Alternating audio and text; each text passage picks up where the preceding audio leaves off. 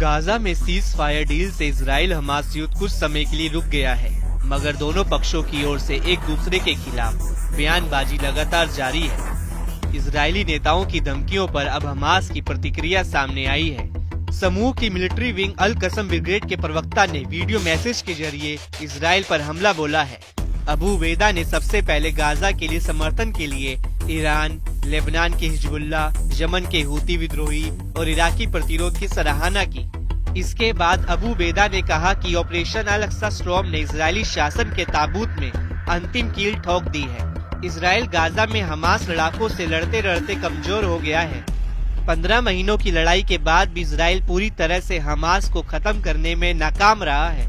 Netanyahu ने बार बार ये दोहराया है कि वह हमास को पूरी तरह से तबाह कर देंगे, मगर हमास को बुनियादी चोट पहुंचाने, उसके कई कमांडरों को मारने के बावजूद हमास पूरी तरह से खत्म नहीं हुआ है, बल्कि वह हमेशा नए अवतार में दिखा है।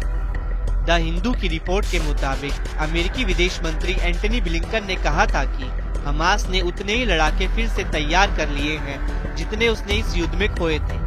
ये पहलू भी बताता है कि इजराइल को अब लगने लगा है कि वह सिर्फ युद्ध से हमास को खत्म नहीं कर सकता है।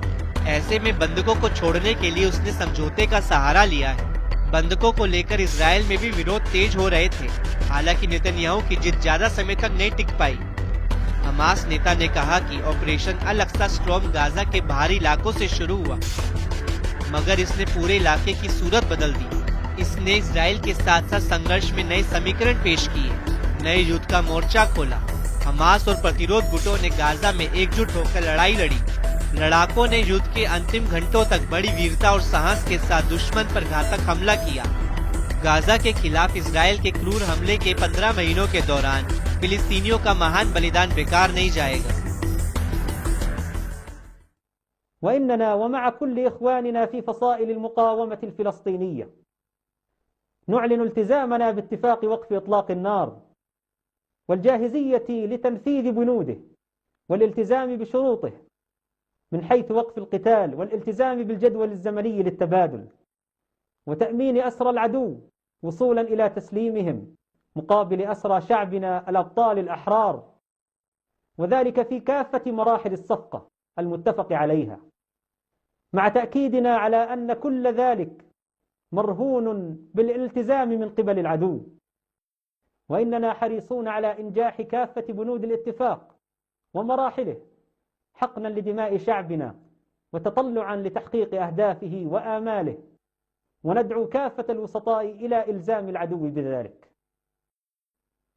إن التوصل لاتفاق لوقف العدوان الصهيوني وحرب الإبادة على شعبنا كان هدفا لنا منذ شهور طويلة، بل منذ بدء هذا العدوان، وما تم التوصل إليه من اتفاق كان ممكنا منذ أكثر من عام لو ناسب ذلك طموحات نتنياهو وحكومته الفاشية التي أصرت على استمرار الإبادة وهدفت لتهجير شعبنا وتدمير أكبر قدر मुमकिन।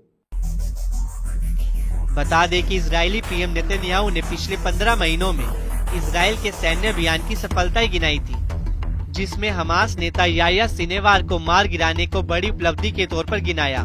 नेतन्याहू ने कहा कि इजराइल ने मिडिल ईस्ट की तस्वीर बदल दी है, हमास अब पूरी तरह से अकेला है। इतना ही नहीं, नेतन्याहू ने ये भी कहा था कि अगर हमास सीज फायर डील में किसी भी तरह की साजिश रचता है तो इजराइल उस पर फिर से हमला करने के लिए हमेशा तैयार रहेगा।